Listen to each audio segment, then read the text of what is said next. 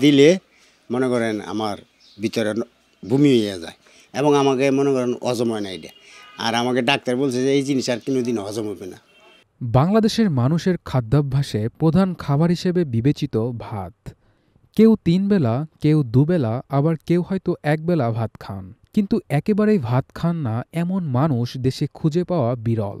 তবে এবার ভাত না খাওয়া এক ব্যক্তির সন্ধান মিলেছে নরসিংদীর পলাশে, যিনি কিনা ভাত না খেয়েই পার করেছেন ৫৩টি বছর।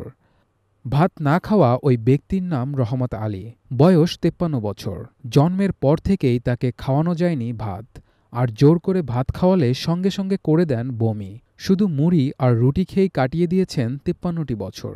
তার বলছে শাকসবজি দিয়ে রুটি খেতাম, আমি খাইতে পারি না। আমি যখন আমার বয়স পুরাপুরি হয়েছে তখন তো আমি ভালো জিনিস খাই।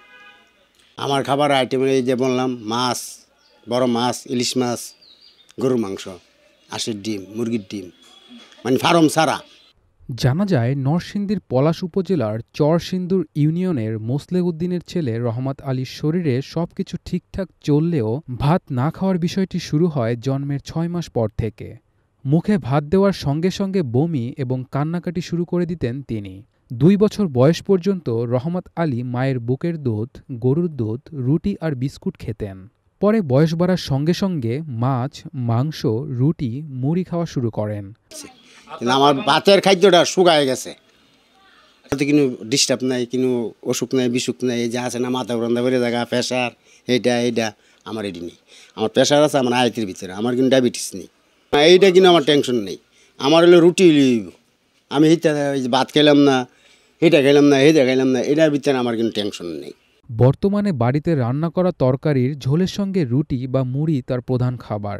পরিবারের সদস্যরা তাকে একাধিকবার চিকিৎসকের কাছে নিয়ে গেলেও তারা খুঁজে বের করতে পারেননি এ সমস্যার সমাধান। তো শুরু সময় দেখতেছি যে ভাত খায়, তার মা বহু চেষ্টা করছে যে তারা একটা ভাতের টুকরা খাওয়াইছে, কিন্তু খাওয়ার সাথে সাথে বমি করে ফেলাইছে।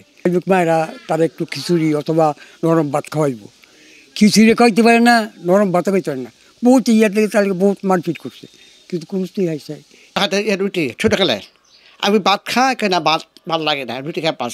আমি আজও দেখছি সে কিন্তু রুটি খায়। যেমন কি সত্যি সত্যি খায় কি না, কলার দানা দাও পরীক্ষা করছে বন্ধু বান্ধবরা, উনি রিপোর্টে এইটাই উনি আবার বমি করে দিছে। রহমত আলীর ৩ মেয়ে, ১ ছেলে ও স্ত্রী নিয়ে চলছে তার সংসার। কৃষিকাজ করে তিনি জীবিকা নির্বাহ করেন। রহমত আলীর ছোট মেয়ে বলেন, আব্বা বেশি ঝাল খায়, তাই তার ছোটবেলা থেকেই পরিবারের লোকজন তার জন্য আলাদা রান্না করত, আর তা এখনও চলছে। আমরা ছোট থেকেই দেখছি আব্বা ভাত খায় না। যদি কেউ জোর করে বা অন্য খাবারের সঙ্গে মিশিয়ে ভাত দেয় তাহলে সাথে সাথে তিনি অসুস্থ হয়ে বমি করা শুরু করেন। রহমত আলীর বড় ভাই খোরশেদ মিয়া বলেন, আমরা ভাত খাওয়ানোর জন্য তাকে অনেক চেষ্টা করেছি, পারিনি। শেষে কবিরাজ সহ বিভিন্ন ডাক্তার দেখিয়েছি, কোনো লাভ হয়নি। সে রুটি খেয়েই সমাজের অন্যদের মতো স্বাভাবিকভাবে দিব্যি কাজকর্ম করে চলছে। রহমত আলী বলেন, ভাত আমার ভালো লাগে না। বড় হওয়ার পর মুখে অনেকবার ভাত নিতে চেষ্টা করেছি, কিন্তু মুখে ভাত গেলেই বমি চলে আসে। ভাতের গন্ধ আমি একদম সহ্য করতে পারি না। ভাতের চেয়ে ৩ বেলা রুটি খেতেই আমার ভালো লাগে। ভাতের সঙ্গে রহমত আলীর অনীহা রয়েছে সবজিতেও। রুটি বা মুড়ির সঙ্গে বড় মাছ আর মাংস খেয়ে ৫৩ বছর পার করলেও জ্বর ঠান্ডা ছাড়া কোনো বড় ধরনের শারীরিক সমস্যায় পড়তে হয়নি তাকে। পেশায় একজন কৃষক হলেও এলাকায় ভাত না খাওয়া রহমত আলী নামেই রয়েছে তার পরিচিতি। ছোট থেকেই আত্মীয় স্বজনরা তাকে ভাত খাওয়ানোর অনেক চেষ্টা করেও পারেননি। এক পর্যায়ে এটি স্বাভাবিকভাবেই মেনে নিয়েছেন স্বজনরা।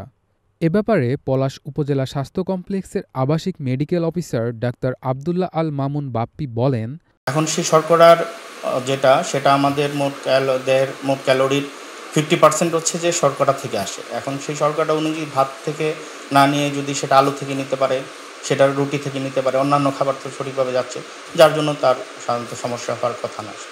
আর শর্করার জন্য ভাত যদি নর্মালি উনি এমনিতে না খেতে পারে তাহলে সাধারণত খুব বেশি যে ক্ষতি হবে তা না। সাধারণত একটু হজমের সমস্যা হতে পারে অথবা একটু দুর্বলতা থাকতে পারে, এটা ছাড়া আর সাধারণত অন্য কোনো সমস্যা হওয়ার কথা। ভাত না খাওয়ার কারণে শরীরের ওপর তেমন কোনো প্রভাব পড়ে না। ভাত হলো একটি শর্করা জাতীয় খাদ্য। শর্করা শুধু ভাত থেকেই আসে না, অন্যান্য খাবার থেকেও শর্করা আসে, যেমন আলু রুটি থেকেও শর্করা আসে। ভাত না খাওয়ার প্রতি অনীহা থেকেই রহমত আলীর এমনটা হয়েছে। তবে ভাত না খাওয়া কোনো রোগের লক্ষণ না।